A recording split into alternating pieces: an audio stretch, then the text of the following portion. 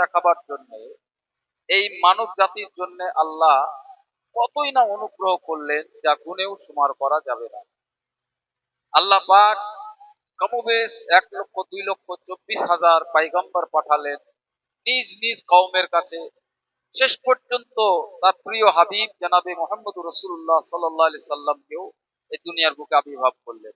তারপরে ছামে ছামে আল্লাহ পাক প্রত্যেকটা মানুষকে হেদায়েতের জন্য, হেদায়েতের রাস্তা দেখাবার জন্য কোন আলেম, ওলামা, পীর, মাশায়েখ, বুজুর্গানে দ্বীন, এমনকি প্রত্যেকের সামনে কোরআন এবং হাদিসকেও সম্মুখে নিয়ে এসেছে যে তোমরা এই সব জিনিস থেকে তোমরা হিদায়াত পাও।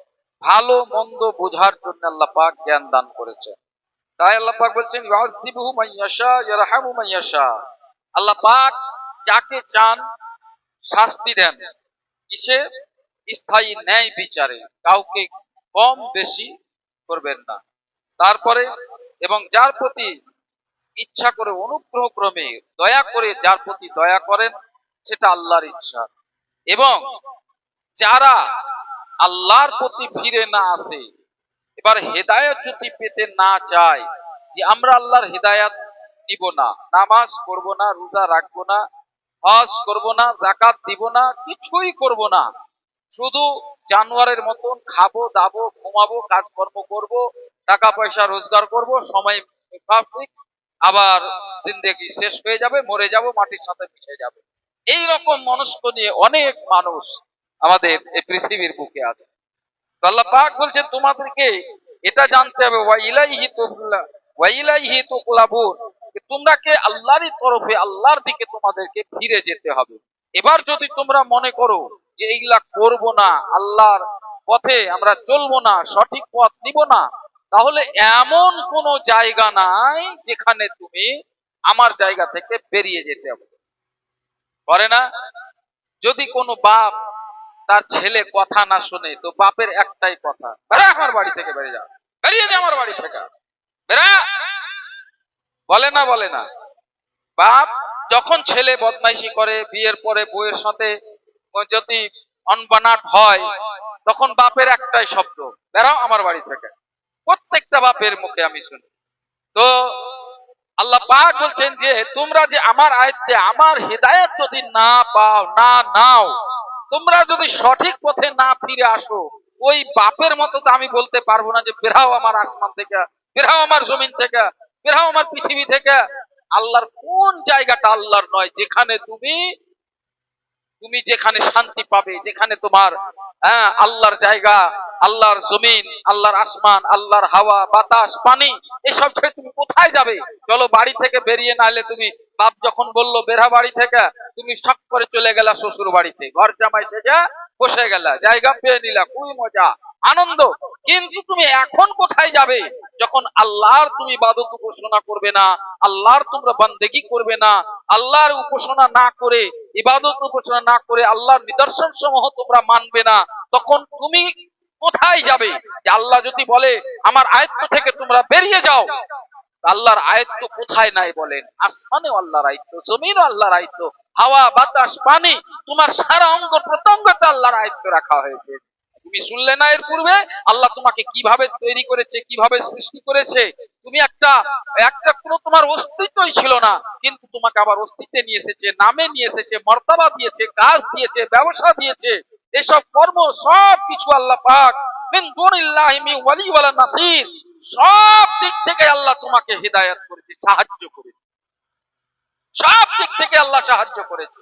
তাহলে কেন তুমি সঠিক পথে ফিরে আসছো না? এইটুকু শেষ আয়াত ছিল, 22 নম্বর আয়াত। এবার আল্লাহ পাক বলছেন ওয়াল্লাযীনা কাফারু বিআয়াতিল্লাহি ওয়া লিকাইহি উলাইকা ইউবসু বির রাহমাতি ওয়া উলাইকা লাহুম আযাবুন আলীম। এবং যারা আমার নিদর্শন সমূহ, আমার সাক্ষাৎকে অস্বীকার করেছে, অর্থাৎ এই কোরআন শরীফ এবং আল্লাহর উপরে কোনো ঈমান আনেনি, এই কোরআনের উপর ঈমান আনেনি, কোরআনের কথার প্রতি আমল করেনি, আর তারা আমাকে অস্বীকার করেছে, তারাই হচ্ছে ওই সব লোক মির রাহমাতি, ওই সব লোক যাদের আমার অনুগ্রহ লাভের আশা নেই, যারা মনে মনে আশা করে যে আমরা তো আল্লাহর কোনো অনুগ্রহ পাবো না, আমরা তো আল্লাহর কোনো দয়া পাবো না, কিন্তু আল্লাহ পাক বলছেন যে তাদের জন্য রয়েছে ওয়া উলাইকা লাহুম আযাবুন আলীম, এক ধরনের বেদনাদায়ক শাস্তি, যা শুধু যন্ত্রণায় যন্ত্রণা দিবে। এমন শাস্তি যেটা শুধু যন্ত্রণায় যন্ত্রণা আছে, তো ওই বেদনাদায়ক শাস্তি দিবে।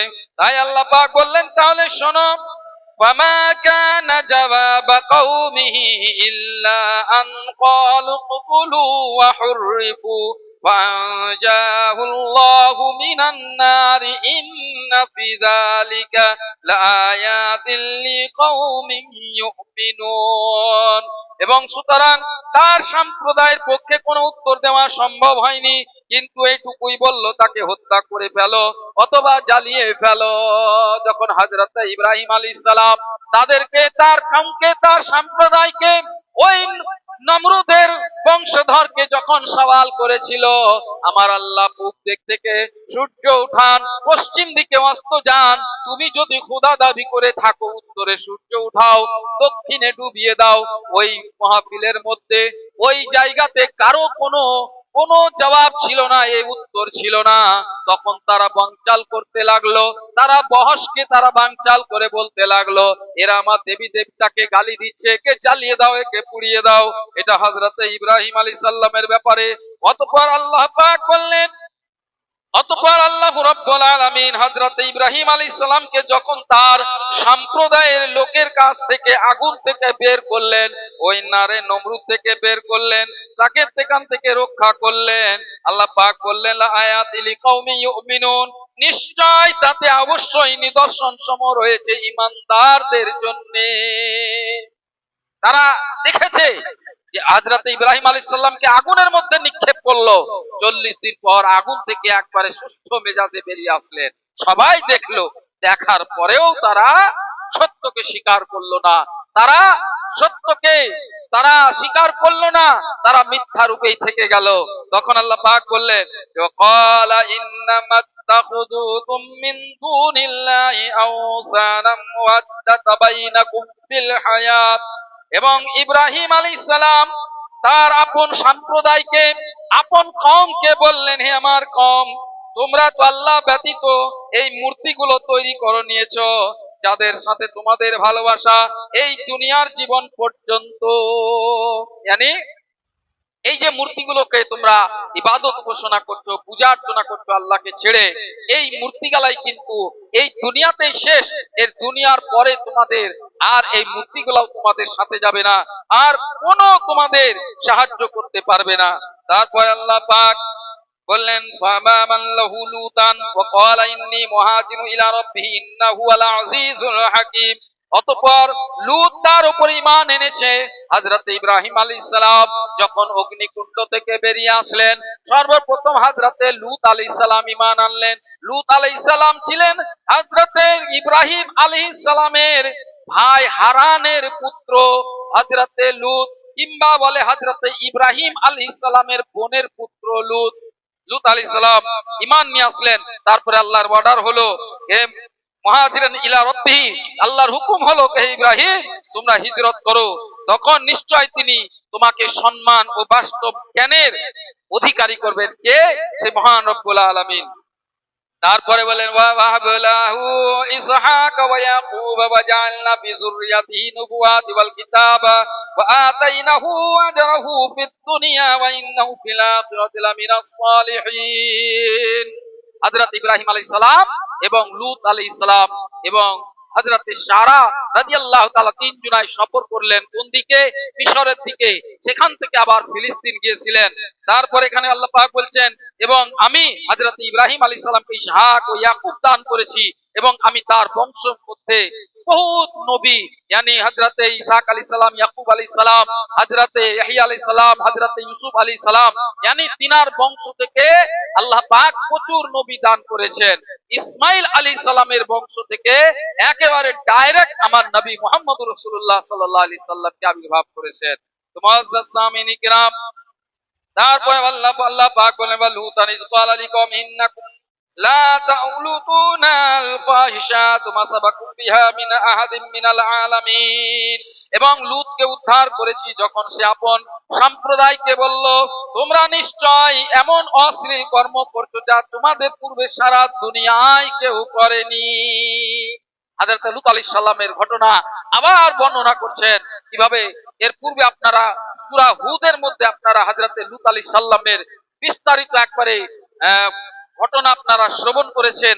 আল্লাহ পাক এখানে আবার বলছেন যে তারা ইয়ান্না ইয়ান্না লাতাতুনা রিজালা, yani তারা মানুষের সাথে বলাৎকার করত, তারা পুরুষে পুরুষে তারা রেপ করত, তারা মানুষের সাথে গালিগালাজ করত, তারা মাহফিলে বসে যেমন কাপড়কে উদাম করে নাঙ্গা হয়ে যেত, তারপরে মুখে দাঁতন করতে করতে কারো গায়ে চুপ দিয়ে দিত, কারো পাথর নিক্ষেপ করত, এইভাবে জ্বালা যন্ত্রণা করত। কিংবা পথের পথিক যদি যেত তাদেরকে লুট তারাজ করত, ডাকাতি করত এবং তাদের সাথে গলত কাম করত, বলাৎকার করত, রেপ করত। যা স্ত্রীদের সাথে করতে হয় তারা পুরুষের সাথে করত, এইভাবে আযাব করত। হযরত লূত আলাইহিস সালাম তাদেরকে প্রচুর হেদায়েত দান করলেন, কিন্তু তারা হেদায়েত পেল না, তারা সঠিক পথে এলো না। তারপরে হযরত ইব্রাহিম আলাইহিস সালাম এইদিকে 15 দিন ধরে না খেয়ে আছেন, yani উনি হযরত ইব্রাহিম আলাইহিস সালাম কোনদিন একাই খেতে বসেননি। যখন মেহমান পেয়েছেন রাস্তা থেকে মেহমানকে ডেকে এনেছেন, মেহমানের সাথে সাথে বসে খাবার খেয়েছেন। কিন্তু একদিন দেখা গেল একদিন মেহমান এলো না, সেদিন হযরত ইব্রাহিম আলাইহিস সালাম খেলেন না। একদিন করে 2 দিন করে 15 দিন পর্যন্ত ওই পথ দিয়ে রাস্তা দিয়ে কোনো খাবারের মেহমান এলো না। তো হযরত ইব্রাহিম আলাইহিস সালামও ভুকা ছিলেন। এইদিকে মা সারা, তিনিও কোনো তিনার সন্তান জন্মগ্রহণ হয়নি, তাই তিনি একটা বাড়ির মধ্যে একটা বাছরা, একটা গরুর বাচ্চা পুষেছিলেন, তাকে ছেলে মনে করে পুষতেন। আর এইদিকে মা হাজরার একটা পুত্র সন্তান হয়েছিল, এটা হলো হযরত ইসমাইল আলাইহিস সালাম। এমন অবস্থায় 15 দিন যখন কেটে গেল, তখন এক দল ফারিস্তার দল আসলো। আসার পরে হযরত ইব্রাহিম আলাইহিস সালামকে সালাম করলেন। হযরত ইব্রাহিম আলাইহিস সালাম ভাবলেন যে এরা মেহমান এসেছে, মেহমানদেরকে ডাকা হলো। মা সারাকে বললেন, সারা বাড়িতে কিছু খাবার আছে কি? তো মা সারা বলছেন কি না, বাড়ির মধ্যে কোনো খাবার নাই, কিন্তু কিন্তু আমার একটা বাছড়া আছে, যদি এতজন মেহমান এসেছেন তাহলে আমার এই বাছড়াকে। হযরত ইব্রাহিম আলাইহিস সালাম বললেন, সারা তুমি তো একে ছেলে মনে করে আদর করে পুষো, কিন্তু একে আমি কি করে জবাই করব? বলে আপনি একে মেহমানদের জন্য জবাই করে দেন। মা সারার এই নিয়তটা দেখে আল্লাহ রাব্বুল আলামিন খুশি হলেন। তারপরে যখন ওই বাছড়া জবাই করে রান্না বান্না হলো, এবার দস্তরখানাতে খাবার নাজিল করলো, দস্তরখানাতে খাবার বিছানো হলো। হযরত ইব্রাহিম আলাইহিস সালাম বসলেন, খাবার আরম্ভ করলেন, বিসমিল্লাহ করলেন। খেতে খেতে দেখছেন ওই যে মেহমানগুলো ছিল, মেহমানগুলো একটাও খাবার খায় না, তারা এমনি এমনি বসে আছে। তখন হযরত ইব্রাহিম আলাইহিস সালাম যখন চোখ তুলে দেখলেন যে তারা কেউ খাবার খায় না, হযরত ইব্রাহিম আলাইহিস সালাম চিনে ফেললেন আর ভয় খেয়ে গেলেন। সুবহানাল্লাহ। ভয় কেন খেলেন? কারণ হযরত ইব্রাহিম আলাইহিস সালাম জানেন নবী ছিলেন, এর পূর্বে ফেরেশতা বলে চিনতে পারেননি, মেহমান বলে তিনাদেরকে দাওয়াত করেছেন। যখন ইব্রাহিম আলাইহিস সালাম খেতে বসেছেন, যখন দেখলো তারা কেউ খায় না, বসে আছে, আমি একাই খাচ্ছি, তিনি যখন নিঘা উঠিয়ে দেখলেন, চিনতে পেরেছেন এরা ফেরেশতা। আর ফেরেশতারা এমনি এমনি দুনিয়ার বুকে আসে না, এমনি এমনি জমিনের বুকে আসে না। হয়তো ফেরেশতারা কোন আল্লাহর কহর নিয়ে এসেছে, কোন গজব নিয়ে এসেছে। এই জন্য হযরত ইব্রাহিম আলাইহিস সালাম তার কওমের দিকে তাকিয়ে ভয় পেয়েছেন, আমার কওমেরা কোনো ভুল করলো নাকি, আমার উম্মতেরা কোনো ভুল করলো নাকি। এই ফেরেশতারা দলবদ্ধ ভাবে এসে তারা এসেছে, নিশ্চয় কোনো আযাব নিয়ে এসেছে আল্লাহর তরফ থেকে। তখন সেই ফেরেশতারা বললেন, হে ইব্রাহিম, আপনার কাছে দুটি সংবাদ আছে। একটি সংবাদ, আল্লাহ রাব্বুল আলামিন আপনাকে পুত্র সন্তান দান করবেন। আর একটি সংবাদ আছে, আপনার ওই লূত আলাইহিস সালাম তার উম্মতদেরকে, তার কওমদেরকে আল্লাহ পাক ধ্বংস করে দেবেন, জেরো জাবার করে দেবেন। yani তাদের ওই চারটা বস্তিকে উলট পালট করার জন্য আল্লাহ রাব্বুল আলামিন আমাদেরকে পাঠিয়েছেন। হযরত ইব্রাহিম আলাইহিস সালাম বললেন, ওই বংশের মধ্যে, ওই জায়গার মধ্যে, ওই বস্তির মধ্যে আমার ভাই লূত আছে, ওই বস্তি যদি ধ্বংস করো লুত তো ধ্বংস হয়ে যাবে। আর সেই ফারিস্তারা বললে আমরা লুতকে বাঁচিয়ে নেব, আমরা লুতকে ধ্বংস করব না। হযরত ইব্রাহিম আলাইহিস সালাম বললেন, হে আমার ভাই আল্লাহর ফারিস্তারা, বলো বলো, যদি কোনো বস্তিতে যদি কোনো 300টা মানুষ, কোন বস্তিতে যদি 300টা মুমিন থাকে, সেই বস্তি কি আল্লাহ পাক ধ্বংস করে দেন? তখন ফারিস্তারা বললেন কি না। তারপরে ইব্রাহিম আলাইহিস সালাম বললেন, হে আমার আল্লাহর ফারিস্তারা বলো, যদি কোন বস্তিতে 200টা মুমিন থাকে, মুসলমান থাকে, আল্লাহ পাক কি সেই বস্তিটাও ধ্বংস করে দেন? বলে না। তারপরে ইব্রাহিম আলাইহিস সালাম বলেন, যদি কোন বস্তিতে 50টা মুমিন থাকে, সেই বস্তিটাও কি আল্লাহ ধ্বংস করে দেন? তখন বলে কি না। ফারিস্তারা বলে কি না, আল্লাহর হুকুম হয়েছে ধ্বংস করব, আল্লাহ ততক্ষণ ধ্বংস করেন না যতক্ষণ পর্যন্ত তাদের কাছে হিদায়াতের রাস্তা না দেখান। যদি কোন বস্তিতে একটাও মুমিন থাকে, একজন মুসলমান থাকে, আল্লাহ রাব্বুল আলামিন সেই বস্তিকে কোনোদিনও ধ্বংস করবেন না। কিন্তু ওই মুমিনের জারিয়ায় ওই মুমিনকে যদি কোনো কষ্ট দেয়, মুমিনের প্রতি যদি কোনো অত্যাচার করে, তখন আল্লাহর আর তার পাপের ভাড়া যখন ভরে যায়, তখন আল্লাহ রাব্বুল আলামিন সেই বস্তির উপরে আযাব নাযিল করে দেন। সুবহানাল্লাহ। তারপরে এই কথোপকথন করে ওই ফেরেশতারা খুশির সংবাদ দিলেন মাশারা, যা বৃদ্ধ অবস্থায় পৌঁছেছিলেন। আল্লাহ রাব্বুল আলামিনের হুকুমে ফেরেশতারা বললেন, ইব্রাহিম, আল্লাহর হুকুম হয়েছে, কারণ তোমার স্ত্রী সারার ওই কথা, তার নিয়ত আল্লাহর খুব পছন্দ হয়েছে, যে মেহমানের জন্য তার পুত্র সমতুল্য একটা বাচ্চাকেও জবাই করে দিয়েছে। তার জন্য ওই বাধ্য অবস্থাতেও, ওই বৃদ্ধ অবস্থাতেও হযরতে মা সারার গর্ভ থেকে একজন পুত্র হযরতে ইয়াকুব আলাইহিস সালামকে জন্মগ্রহণ দিলেন। সুবহানাল্লাহ। মা সারাও বৃদ্ধ অবস্থায় সন্তান পেলেন। তাই মুআজ্জাজ সামিন ইকরাম, এর পরবর্তী আয়াত, ওয়ালা রাব্বুনসুরনি আলা কওমিল মুফসিদিন, যখন আরজ করলেন কে হযরতে লূত আলাইহিস সালাম, তার উম্মত বর্গ, তার কওমের যখন, তার বংশধরদের মধ্যে যখন এতটা পাপ বেড়ে গেল, এতটা অত্যাচার বেড়ে গেল, তখন আল্লাহর কাছে লূত আলাইহিস সালাম দোয়া করলেন, ইলাহা রাব্বুল আলামিন, হে আমার প্রতিপালক, আমাকে সাহায্য করো, আমার এই উম্মত থেকে, আমার এই কওম থেকে আমাকে সাহায্য করো, আমি যেদেরকে শাস্তির ভয় দেখায় ওই শাস্তি এদের পরে নাজিল করে দাও। মানে এইভাবে যখন হযরতে লূত আলাইহিস সালাম দোয়া করলেন, তখনই ফেরেশতারা ওই মেহমান স্বরূপ হয়ে চলে আসলেন আর বললেন, হে ইব্রাহিম, আমরা যাচ্ছি ওই লূতের সম্প্রদায়কে ধ্বংস করতে। তাদের জমিনকে তুলে আছড়ে, কত দূর তুলেছিল জানেন? আসমানবাসীরা বলে, যখন ওই লূতের সম্প্রদায়ের বংশকে, ওই 4টে বস্তিকে যখন ফেরেশতারা তুলে আসমানে নিয়ে গেল, ভোরবেলায় মোরগ যে ডাক দেয়, ওই মোরগের ডাক প্রথম আসমান বালারা শুনে নিয়েছিল। তারপরে ওই মোরগের ডাক যখন আসমানবাসীরা শুনে ফেললো যে আসমানে মোরগের ডাক কেন, তখন দেখছে যে জমিন থেকে, ওইখান থেকে আছাড় মেরে ফেলেছিল কারাকে, ওই লূত আলাইহিস সালামের সম্প্রদায়রাকে। হযরতে লূত আলাইহিস সালামের কাছে ওই সব ফেরেশতারা মানুষ রূপে যে মেহমান স্বরূপ হয়ে লূত আলাইহিস সালামের ঘরের মধ্যে প্রবেশ করলেন। তারপরে তার স্ত্রী একটা ছিল ওয়াহেলা, নাম তার ওয়াহেলা। সে কুফর করত। সে বাইরে গিয়ে তার কওম সম্প্রদায়কে বলে দিল যে আমার স্বামীর বাড়িতে মেহমান এসেছে, খুব সুন্দর সুন্দর মেহমান, যা তোমরা দেখে থামতে পারবে না। কারণ তারা স্ত্রীকে প্রাধান্য দিত না, তার সম্প্রদায়রা পুরুষকে বেশি তারা প্রাধান্য দিত, পুরুষের সাথে মেলামেশা করত। যদি বাইরের কোন পুরুষ দেখতো, জবরদস্তি তার সাথে বলাৎকার করত।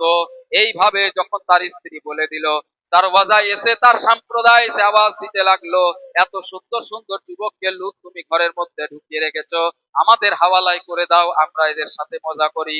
হযরত লূত আলাইহিস সালাম বললেন, আল্লাহ রাব্বুল আলামিনের তরফ থেকে তোমাকে আমার উম্মতের বেটিদেরকে দান করা হয়েছে, তাদের সাথে তোমরা লুক করো, তাদের সাথে তোমরা মজা করো, সেটা তোমাদের জন্য পবিত্র। আর পুরুষের সাথে পুরুষের সঙ্গম হয় না, এটা তোমাদের জন্য মহা একটা আযাবের ডাক এসেছে, তোমরা ছেড়ে দাও। বহুক্ষণ বলার পরেও যখন সে মানল না, হযরতে লূত আলাইহিস সালামের উপরে জবরদস্তি করতে লাগলো, তখন সেই ফারিস্তারা বলে উঠলো, হে লূত, তুমি সাইডে হটে যাও, ভোর হতে আসছে, তুমি তোমার আহল আয়াল, তোমার অন্য বিবি বাল বাচ্চাদেরকে নিয়ে তোমরা চলে যাও, আর ওয়াহেলা বলে বিবিটাকে তুমি রেখে চলে যাও, কারণ এখনই জেরো জাবার হয়ে যাবে, ইয়ানি উপর নিচ পাল্টে দেওয়া হবে, ধ্বংস করে দেওয়া হবে। আমরা এসেছি এই বস্তিটাকে ধ্বংস করতে আল্লাহর তরফ থেকে। হযরত লূত আলাইহিস সালাম, তার সন্তান, দুই পুত্রী, দুটি মেয়ে আর সন্তান, আর ওই হযরতে আরেকটা স্ত্রীকে নিয়ে বেরিয়ে পড়লেন, আর ওয়াহেলাকে সেখানেই রেখে দিলেন আল্লাহর গজবের কাছে।